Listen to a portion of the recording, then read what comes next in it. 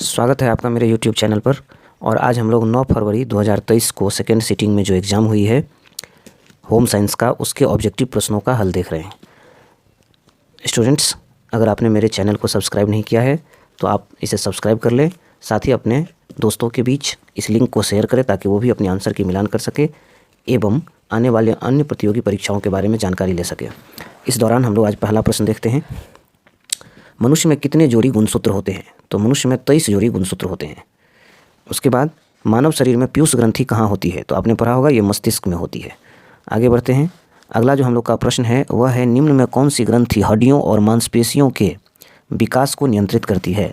हड्डियों और मांसपेशियों के विकास को नियंत्रित करने वाली जो हमारी ग्रंथि है वो है पिट्यूटरी ग्रंथि, वो है पिट्यूटरी ग्रंथि, बी नंबर।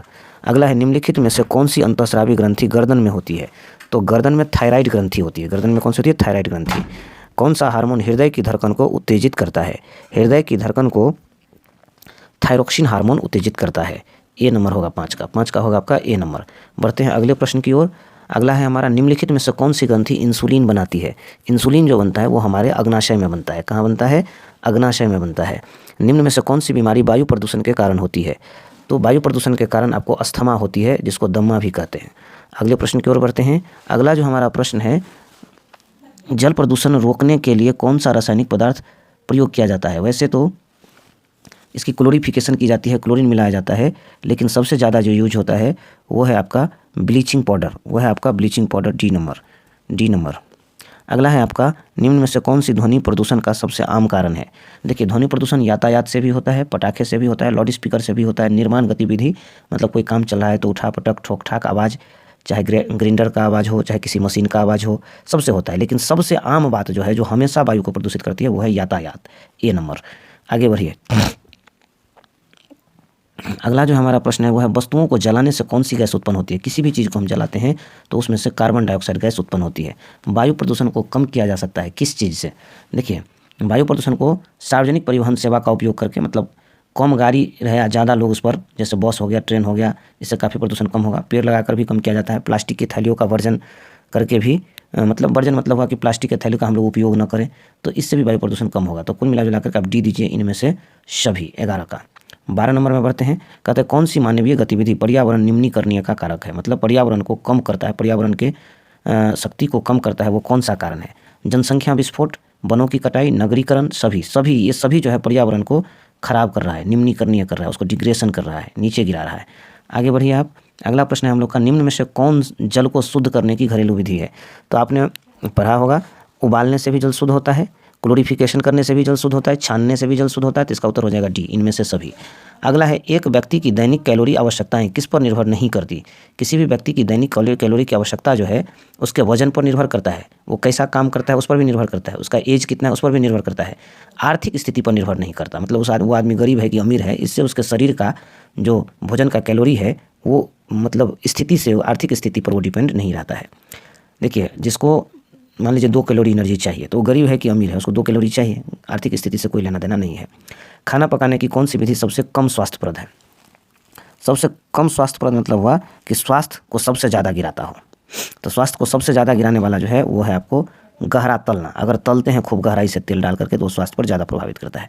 अगला है आपको, निम्न में से कौन खाना पकाने का कारण नहीं है? खाना को क्यों पकाते हैं? देखिए, पहला है कि भोजन को अधिक स्वादिष्ट बनाने, ये तो सही है। भोजन को उपयोग के लिए सुरक्षित बनाना, भोजन की मात्रा बढ़ाना। देखिए, भोजन को अधिक स्वादिष्ट बनाता है पकने से, भोजन का उपयोग सुरक्षित रहता है, ये भी सही है। भोजन को पचने में आसान होता है, ये भी सही है। लेकिन भोजन की मात्रा बढ़ाना ये खाना पकाने का कारण नहीं है। मान लीजिए कि हम 1 किलो चावल को पका लेंगे तो 10 किलो चावल हो जाए, ऐसी कोई बात नहीं है। अगला है आपको, निम्न में कौन प्रोटीन का सबसे समृद्ध स्रोत है? प्रोटीन का सबसे समृद्ध स्रोत है सोयाबीन। बढ़िए अगले प्रश्न की ओर। अगला हम लोग का प्रश्न है, निम्न में से कौन खाद्य पदार्थ में मिलावट का पता लगाने की विधि है? खाद्य पदार्थ में मिलावट का पता किस चीज़ से लगता है? दृश्य परीक्षीकरण, मतलब खाद्य पदार्थ में मिलावट है देख के भी आप पता कर सकते हैं, रासायनिक परीक्षण करके भी पता कर सकते हैं, भौतिक परीक्षण करके भी पता कर सकते हैं। इनमें से सभी होगा, डी नंबर उत्तर। निम्न में से कौन शीघ्र नष्ट होने वाला पदार्थ है? देखिए, चना, चावल, मैदा कुछ दिन रहेगा, लेकिन दूध जो है शीघ्र नष्ट होने वाला पदार्थ है। निम्न में कौन भोजन विषाक्त करने का कारण है? कम पका हुआ भोजन भी भोजन विषाक्त करता है। अगर संक्रमित रसोई है, कोई चीज़ की गंदगी है, तो वो भी आपको प्रभावित करेगा, भोजन को विषाक्त करेगा। पके हुए भोजन को लंबी अवधि तक आप रख देंगे, वो भी भोजन को विषाक्त करेगा। इनमें से सभी हो जाएगा, डी नंबर। बढ़ते हैं अगले प्रश्न की ओर। अगला हमारा प्रश्न है, कि गर्भावस्था के दौरान रक्त में किस तत्व की कमी होती है। तो गर्भावस्था के दौरान रक्त में कैल्शियम और आयरन की कमी होती है, तो यहाँ पर आपका कैल्शियम दिया हुआ है, बी नंबर हो जाएगा। निम्न में से कौन शुद्ध जल है। देखिए वर्षा का जल जो है वो जल का शुद्ध रूप होता है। एक मार्क का पूरा नाम, वैसे तो एक मार्क का पूरा नाम एग्रीकल्चर मार्क होता है, लेकिन एग्रीकल्चर मार्क किसी में दिया हुआ नहीं है, तो एक तो एग्रीकल्चर तो होगा या उसके साथ मैनेजमेंट तो नहीं होगा, बी नंबर नहीं होगा, पक्का है, बी नंबर नहीं होगा, डी नंबर नहीं होगा, इन दोनों में से कोई एक होगा। तो एग्रीकल्चर मर्केंडाइज या एग्रीकल्चर मार्केटिंग, इन्हीं दोनों में से कोई एक होगा, ए और सी में से। चलिए बढ़ते हैं अगले प्रश्न की ओर, इसको कन्फ्यूजन में रखते हुए आगे बढ़ते हैं हम लोग। परिवार के लिए आहार आयोजन, एक मार्क जो है ना किसी भी भोजन के गुणवत्ता को देता है कि वो सही है खाने में, इसलिए लोग उसका यूज करता है, वो एक मार्क का है। परिवार के लिए आहार आयोजन खाली स्थान आधार पर बननी चाहिए। आहार आयोजन प्रतिदिन बदलना चाहिए कि साप्ताहिक होना चाहिए कि मासिक होना चाहिए कि कभी कभी बनना चाहिए। कभी कभी आधार पर बननी चाहिए कि साप्ताहिक आधार पर बननी चाहिए कि दैनिक आधार पर कि मासिक आधार पर। मोटा मोटी आहार आयोजन जो है ना सो बीच बीच में बदलता रहता है, बहुत जल्दी भी नहीं बदलता है। तो अब इसमें जो भी हो, मोटा मोटी हम लोग मान के चलते कि साप्ताहिक हो, वैसे आप सही उत्तर देख लीजिएगा। अगला है आपको खाद्य पदार्थों के परिरक्षण के अंतर्गत क्या आता है। खाद्य पदार्थ को मतलब ज़्यादा दिन तक सुरक्षित रखने के लिए आप अचार या जैम बना लेते हैं, मुरब्बा या अचार भी बना लेते हैं, स्क्वैश या शरबत बना लेते हैं, सब सही है इनमें से। आधार ये जो है खाद्य पदार्थ को ज़्यादा दिन तक परिरक्षित रखता है। अगला है आपका ग्रामीण क्षेत्र में कौन भूमि प्रदूषण का कारण नहीं है। देखिए ग्रामीण क्षेत्र में नालियों की पानी है भूमि प्रदूषण का कारण, खुले क्षेत्र में मल का त्याग भी है प्रदूषण का कारण, कीटनाशक का प्रयोग भी है प्रदूषण का कारण। ग्रामीण क्षेत्र में वन अधिक पाए जाते हैं तो वनों की कटाई वहाँ प्रदूषण का कारण नहीं है। अगला बढ़िए आप, सामान्य गर्भावस्था कितने हफ्तों की होती है। तो आपको पता है कि ये मंथ्स में 9 मंथ्स की होती है। अगर हफ्ता की बात, वीक की बात करें तो यह लगभग 37 सप्ताह की होती है। अगला है आपको कौन सा हार्मोन महिलाओं में दूध के स्राव को उत्तेजित करता है। तो प्रोलैक्टिन, एस्ट्रोजन, प्रोजेस्टेरोन, इनमें से सभी होगा। अगला है आपको कि किसके लिए मातृ एवं शिशु कल्याण केंद्र में स्वास्थ्य की देखभाल, मातृ एवं शिशु कल्याण केंद्र में स्वास्थ्य देखभाल। तो मातृ एवं शिशु कल्याण केंद्र में वैसे तो एक तो इसमें किशोर छटने वाला है, इसलिए माँ और शिशु दे दीजिए इसमें आप, माँ और शिशु। अगला है आधार कार्ड पर निम्न में से किसका उल्लेख नहीं है। आप जानते हैं आधार कार्ड पर डेट रहता है, उम्र रहता है, मतलब डेट ऑफ बर्थ से उम्र निकल जाता है, नाम भी रहता है, पता भी रहता है, केवल उसमें जाति का नाम नहीं रहता है। अब किसी का नाम में यादव लगा हुआ है तो इसका मतलब वो जाति नहीं दर्शाता है, किसी के नाम में नहीं भी तो लगा हुआ है, इसलिए आधार कार्ड पर जाति का नाम नहीं रहता है। उसके बाद है बैंक बचत जमा पर ब्याज का भुगतान कैसे किया जाता है। बैंक जो है अपने ब्याज का भुगतान वार्षिक करता है, साल में करता है।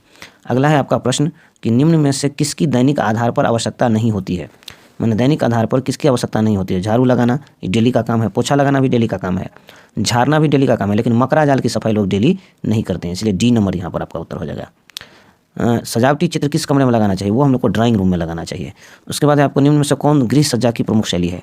गृह सज्जा की प्रमुख शैली परंपरागत देसी शैली, विदेशी शैली, मिश्रित शैली सभी है। अगले प्रश्न की ओर बढ़ते हैं हम लोग। अगला जो हम लोग का प्रश्न है वह है पवित्रता, शुद्धता एवं शांति का प्रतीक कौन रंग है। उजला जो है पवित्रता, शुद्धता और शांति का प्रतीक है।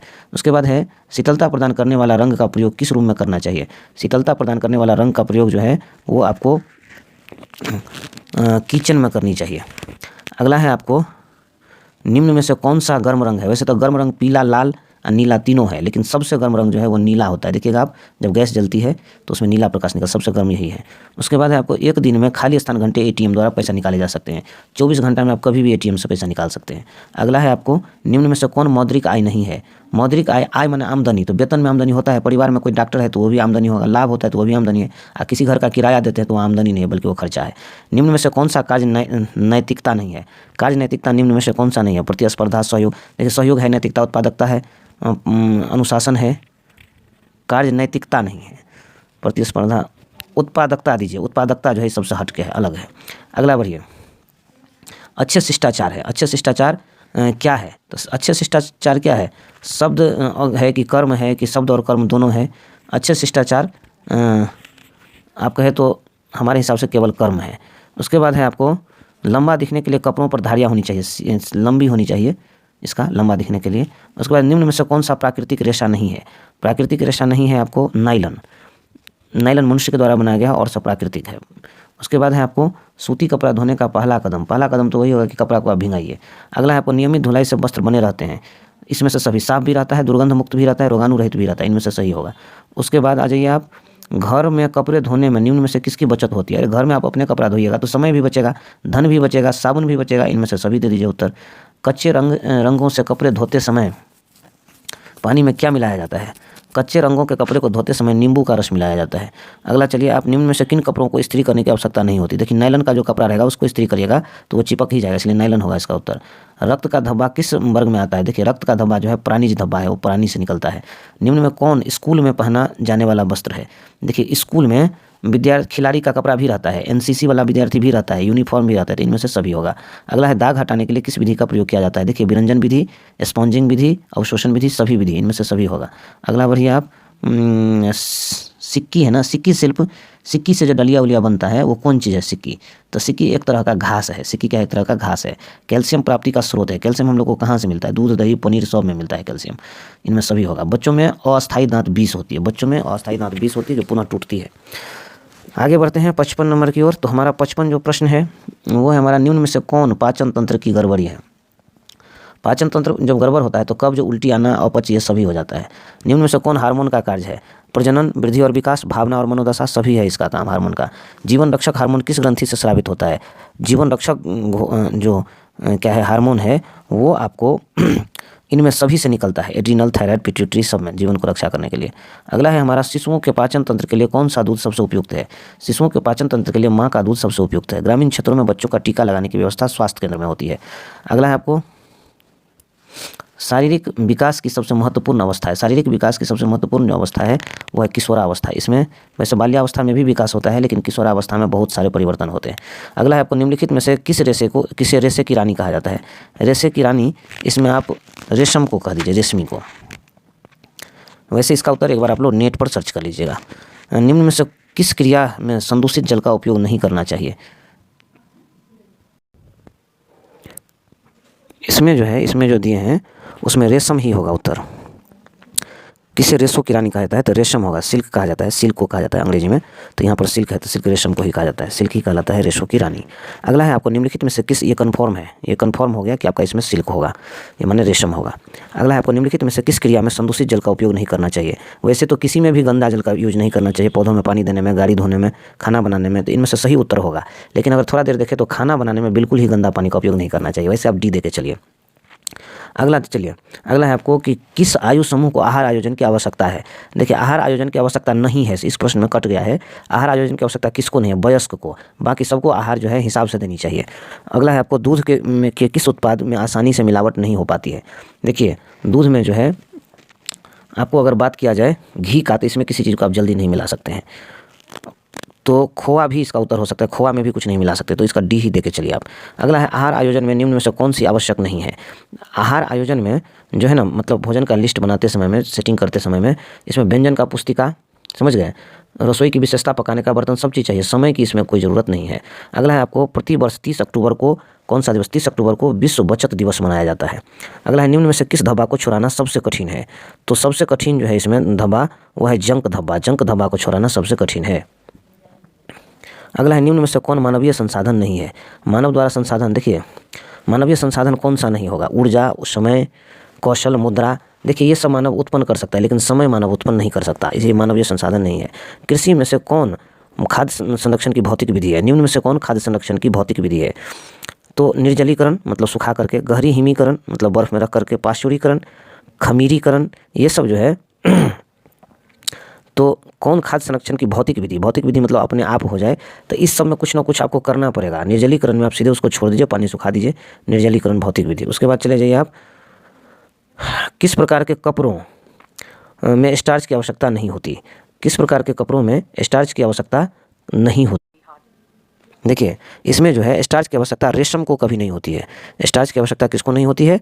तो रेशम को स्टार्च की आवश्यकता नहीं होती है, सिल्क को, क्योंकि इसमें अगर स्टार्च जाएगा तो ये हार्ड हो जाता है, कपड़ा टाइट हो जाता है, इसलिए रेशम के कपड़े को कभी स्टार्च की आवश्यकता नहीं होती। अतः इस तरह से हम लोगों ने पूरे 17 प्रश्नों का जवाब देखा है। इसमें से आपको 99% सही उत्तर हैं, एक आधी मिस्टेक हो सकते हैं, आप मिला लें, अपने दोस्तों के बीच इस आंसर को शेयर करें और आगे इंटर के बाद आपकी भविष्य कैसा हो, जैसे अभी DLED का एंट्रेंस का फॉर्म निकला हुआ है, आप चाहे तो इसे भर सकते हैं। 14 तारीख तक इसका डेट बढ़ा दिया गया है, आप लोगों के लिए भी ये है। इसके बाद इसका एंट्रेंस एग्जाम होगा, फिर आप पास कर जाएंगे तो आपका DLED में एडमिशन होगा और फिर आप ट्रेनिंग करेंगे। तो इस तरह का फॉर्म सब निकला हुआ है। अब आप लोग को अपने जीवन के लिए कुछ सोचना चाहिए। फिर मिलते हैं अगले वीडियो में हम नई जानकारियों के साथ। धन्यवाद।